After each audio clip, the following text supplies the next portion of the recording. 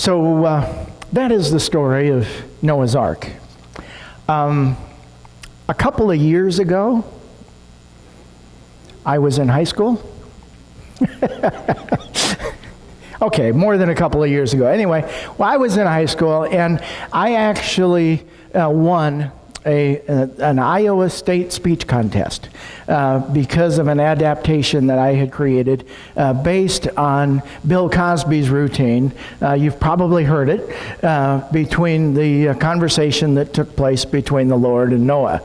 Now, this it's really funny. It's got some good gags in it, and I used to just really like it. But something interesting has happened to me. It has changed just a little bit because that routine doesn't take on the same luster that it once had. And part of the reason for that is because I tend to associate that funny routine of the conversation between the Lord and Noah along with the person of Bill Cosby. And what has happened to me is there's been some new information that has come up. There have been some new allegations and new news and, all the trials and court routines. And so my perception of the person of Bill Cosby has changed a little bit. And consequently, my feelings and my attitude toward this routine that I loved so much as a kid has also changed.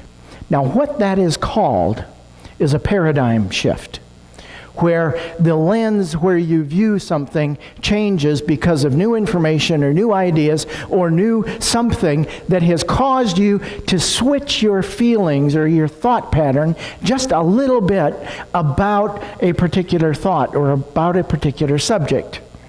I might suggest to you that it might also be for a little bit of a paradigm shift around the story of Noah's Ark. We just read it. And if you were paying attention, you should have been disturbed a little bit. The idea that God is going to blot out every living thing on the earth and anything that breathes is now dead, including all human beings. These are a couple of pictures that I've collected over the years, one of a preschool in a church in Colorado, and another one of a nursery in a church where I visited. And they, of course, are decorated with scenes from Noah's Ark. Tell me again why we teach this story to children. Noah's Ark is romanticized to the point of nice, furry, cuddly animals and bright rainbows in the sky and arks full of smiling animals, and it's all very cute and cuddly and nice. And yet the story is not that at all. The images from the story of Noah's Ark should be pictures of the mouths of children filling with water and bodies floating in the stream and the torrential rains and the current ripping children from the arms of their mothers and villages being destroyed. It's not cute and cuddly at all. It's a rather hideous story. And I might suggest that a paradigm shift would be in order for us to begin to maybe think about Noah's Ark in a new way. That is another example of the kinds of questions that you can ask or the kinds of new information that can come to light as you begin to think about something in a new way. And this causes, again, what is called a paradigm shift. The picture that is on the cover of your bulletin is a picture of what's called Lower Antelope Canyon. This is near Page, Arizona. It is a slot canyon, and slot canyons are very unique. I've been there a couple of different times, hiking through Lower Antelope Canyon and taking pictures and so on. There are places in that canyon where if I stretch my arms out like this, I can touch both sides of the canyon wall. It's that narrow. And sometimes it is 50 or 60 feet deep. And you can see just a little bit of a slit of daylight, above you. And these slot canyons are formed by flash floods. And if you look carefully at the picture on your bulletin or the pictures on the screen, you can almost still see the water pulsating through this canyon. You can see the waves and the ripples and the way that the water, just carouses through this canyon with great force. And those ripples and those waves and those currents are etched upon the sandstone in those slot canyons. These canyons are awe-inspiring. It is a spiritual experience to go through and hike through a slot canyon. But they're also a little dangerous. The thing is that when you're hiking through a slot canyon near Page, Arizona, or in Zion National Park, or any number of places in the southwestern part of the country where you can find these, it can be absolutely perfect weather-wise where you are. Bright blue sky and the sun is shining and a nice warm temperature, but there can be a cloudburst upstream in the mountains somewhere that you have no idea just happened. And a flash flood can come pouring in, and it can trap you. Now, in this very canyon where these pictures were taken, a number of years ago, 11 hikers were in Lower Antelope Canyon when a surprise flash flood came through and surprised them, and all 11 of them perished.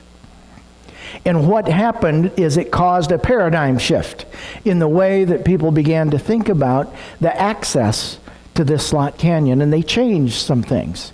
They started saying, okay, we're going to have people sign in and sign out. We're going to have to maybe charge a fee when you go through the canyon so that people can be monitoring the weather on your behalf. And if a flash flood happens somewhere else that you're not aware of, they will come and get you and say, hey, you've got to get out of the canyon now because there is water on the way. And all of these changes took place because of a paradigm shift. And what caused that paradigm shift was a new experience and some new information. And 11 people perished. But it brought about these changes.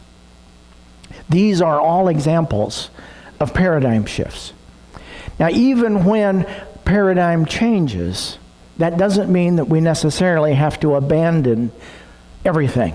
It doesn't mean that we have to throw the whole thing out. It didn't mean that people could never visit a slot canyon again. It doesn't mean that the routine between, the conversation between God and Noah still isn't a little bit funny. It doesn't mean that we can take the story of Noah's Ark and not find any truth there. It doesn't mean that we have to throw it out entirely.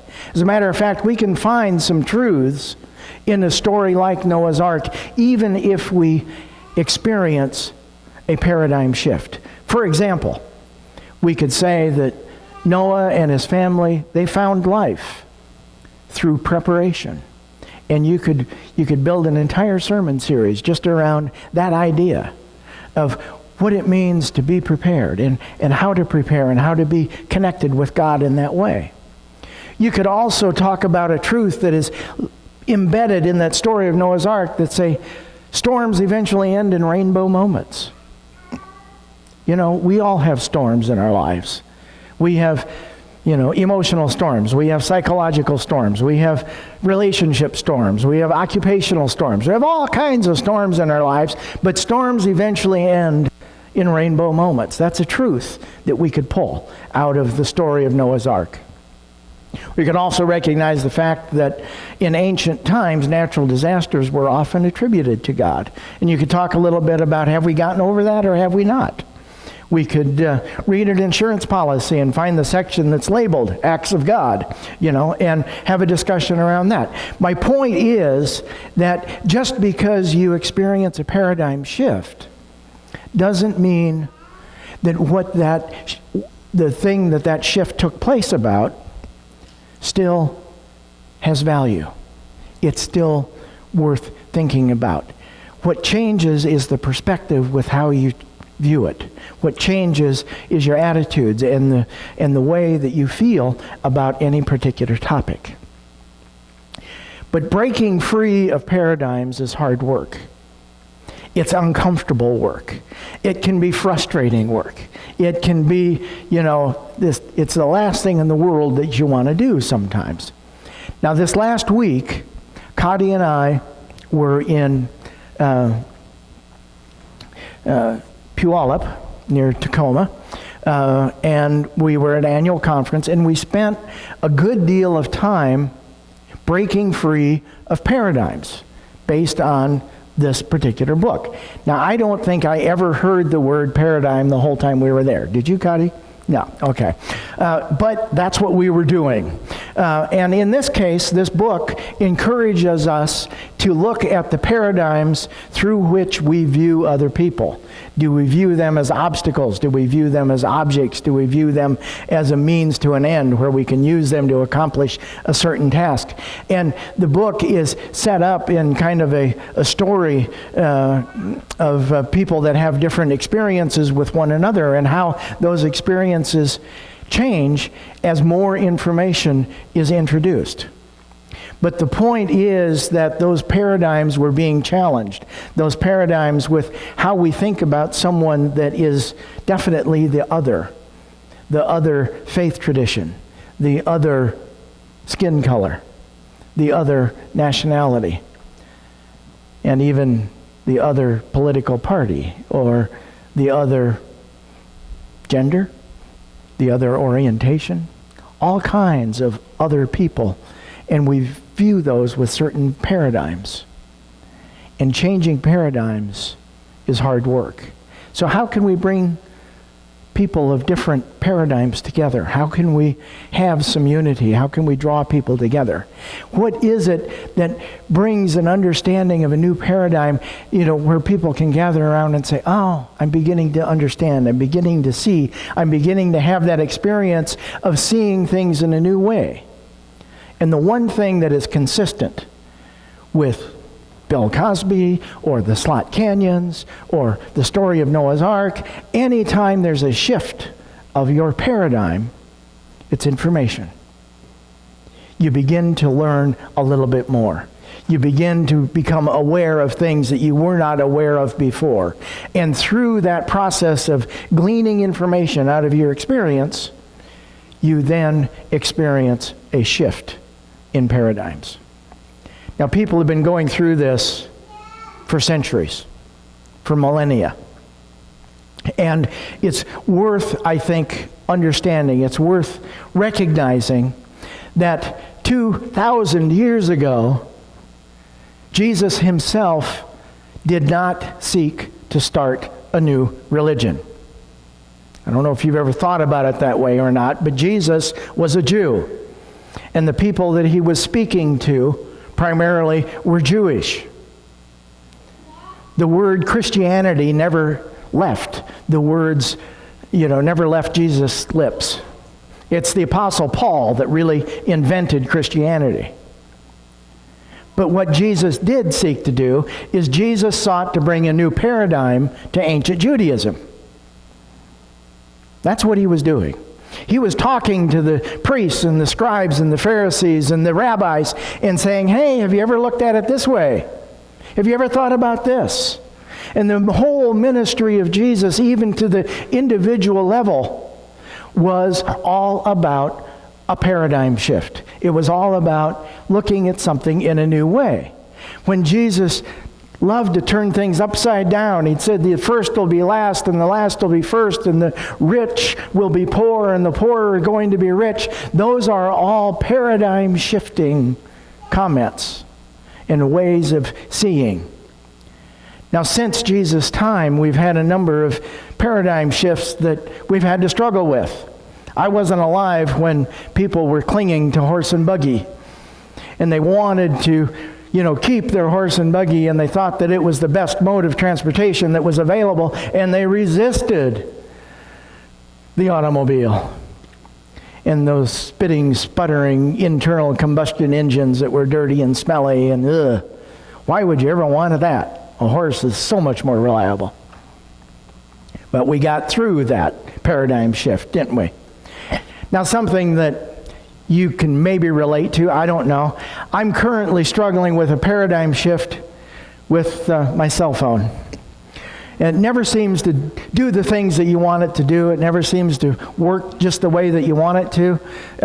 You think that you understand how to get to a certain place, and then the next time you go to it, it's changed. Maybe it's just me, but and then there's computers. It's like, could we please, be able to keep track of things with a pencil and paper? But no, now we have to have databases and, computerized this and computerized that. These are all paradigm shifts that you are all very familiar with. You've been through it. You're currently in the midst of it. You struggle with it. But I think it's worth remembering that the ministry of Jesus was mostly asking people to view a situation through a new paradigm. Jesus would go and he would touch and visit with and minister to those that had leprosy. And the paradigm of the day was you didn't go anywhere near those people. And he challenged that paradigm and he said, no, these are human beings and they're worthy of my compassion. He ate dinner with the tax collectors and the prostitutes. And the same thing was true. The culture and the custom and the tradition was these are people to be avoided. And he challenged those paradigms. All of this is to say that all of these paradigms are changing around us.